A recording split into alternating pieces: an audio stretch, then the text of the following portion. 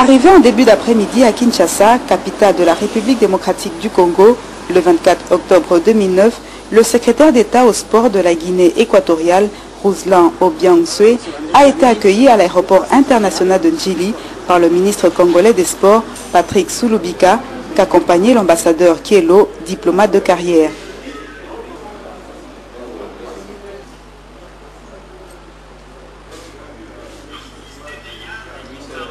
Le secrétaire d'État guinéen avait dans sa suite Fernando Hermes Vegas, son assistant personnel, Emilio Onebula, directeur général de l'éducation physique et sport, et David Monsui, chargé de la communication. Le numéro 1 du sport de la Guinée équatoriale donne les objectifs de son séjour RD congolais. Oui, totalement, c'est la première fois que j'arrive à RDC. Je pense que ma visite, c'est une visite plus importante pour les deux pays. C'est une visite d'amitié. Et je pense qu'avec mon grand frère, on va travailler à niveau de coopération sportive. Et je pense que ma première visite, on va ouvrir la porte pour que la Guinée équatoriale et la République démocratique du Congo, on va commencer à travailler beaucoup de choses à niveau de coopération. Et je pense que le Congo, c'est un grand pays. On connaît l'histoire du Congo avec toutes les choses qui sont passées. Et je pense que maintenant, c'est un nouveau pays et on évite toutes les choses que le nouveau président a commencé à faire.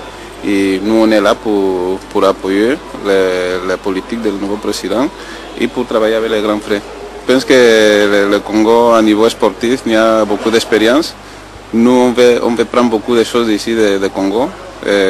Mon pays, c'est un pays très jeune et je pense que l'expérience du Congo, à niveau d'organisation, et à niveau sportif, je pense qu'on peut en profiter. Je pense que tout le monde connaît que 2012, la Guinée équatoriale et le Gabon ont fait la Coupe d'Afrique 2012. Et je pense qu'avec le savoir-faire de Congo et les conseils que mon grand frère me peut donner, je pense qu'on va travailler beaucoup avec le Congo. Pour sa visite, il y a le programme d'abord, on va échanger entre nous pour voir ce que nos frères de la Guinée équatoriale peuvent nous apporter et ce que nous aussi à notre niveau nous pouvons leur apporter, parce que le monde est fait d'échanges entre les humains d'abord et ensuite entre le savoir-faire des uns et des autres, et ils sont d'un grand apport pour nous et nous aussi nous pouvons l'être pour eux. Et après ça, on va voir dans la mesure du possible si il peut rencontrer la haute hiérarchie du pays et pourquoi pas le chef du gouvernement dans la mesure du possible.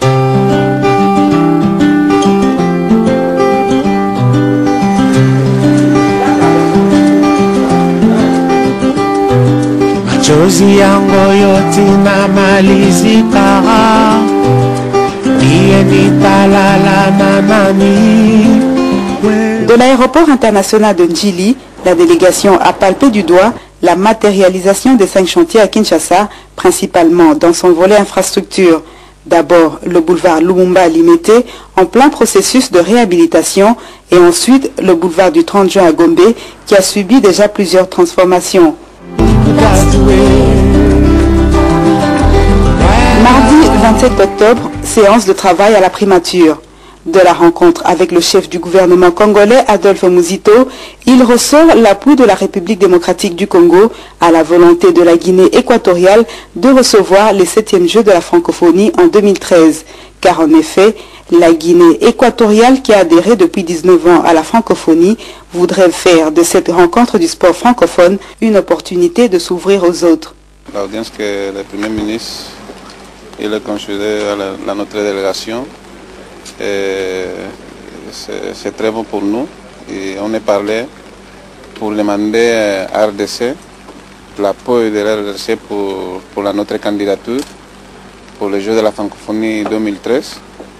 Et on connaît que RDC c'est la communauté plus grande francophone. Et je pense que RDC, si elle appuie notre candidature avec les ambassades qu'il y a pour tous les pays francophones, ça va renforcer notre candidature et pour renforcer notre amitié avec RDC à niveau des matières sportives avec mon collègue. J'ai fait l'invitation pour inviter l'équipe nationale et autres athlètes pour faire 2 jours à mon pays, un séjour sportif culturel. Et je pense que ça c'est bon pour les 2 pays pour approcher l'amitié des 2 pays. Mon pays est un pays qui a une transformation, une installation. Nous-mêmes, pour 2012, on va faire la Coupe d'Afrique avec le Gabon et les infrastructures sont prêtes. Et je pense qu'un événement comme le jeu de la francophonie, c'est très bien pour exploiter les infrastructures qu'on a fait. C'est les infrastructures de premier niveau et je pense que les petites audiences qu'on a fait avec le Premier ministre, je pense que RDC va appuyer notre candidature pour le jeu de la francophonie et pour approcher la relation des 2 pays. Un appui confirmé par le ministre congolais. La proposition elle est bonne pour 3 raisons.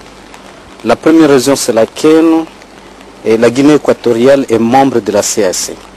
Et nous, en tant que membre de la CAC, ce n'est qu'une bonne chose que la Guinée équatoriale organise le jeu de la francophonie en 2013.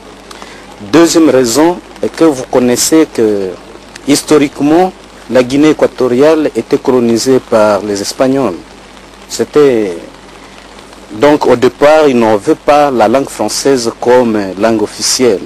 Mais comme ils ont opté pour la francophonie, pour les encourager, nous devons organiser ce jeu de la francophonie chez eux. Et la troisième raison est que lorsqu'on organise 2 jeux de ce genre, il y a de l'infrastructure qu'on doit mettre sur pied et il y a aussi des retombées économiques. Quelle serait ne pas être notre joie de constater que ces retombées économiques reviennent à la Guinée? Voilà pourquoi nous avons tout intérêt à soutenir la candidature de la Guinée.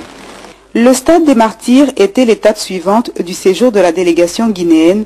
Ce stade omnisport a été construit en 1988 sous l'initiative du défunt président Mobutu et inauguré le 14 octobre 1993. Conduit par son homologue de la jeunesse et des sports, Ruslan Obiang a découvert l'immense stade d'une capacité de 80 000 places, une inspiration pour ce pays qui compte organiser dans 4 ans les Jeux de la francophonie. Et je pense que maintenant, la Guinée équatoriale, RDC, c'est 2 pays frais. Et je pense qu'on va commencer à travailler beaucoup à niveau sportif. Normalement, je pense que pour qu'un sport va avancer, c'est plus important les infrastructures. Quand un pays a des infrastructures, c'est facile que tous les sports peuvent évolutionner. Quand il n'y a pas d'infrastructure, c'est très difficile. Et si les choses marchent bien maintenant, la Guinée équatoriale, c'est pour ça, pour l'inversion que l'État il fait au niveau d'infrastructure. J'ai vu que c'est un stade que c'est bien maintenu. Et bon, la capacité c'est plus grande que notre stade, notre pays c'est très petit. Et j'ai vu que les installations réellement c'est très bon.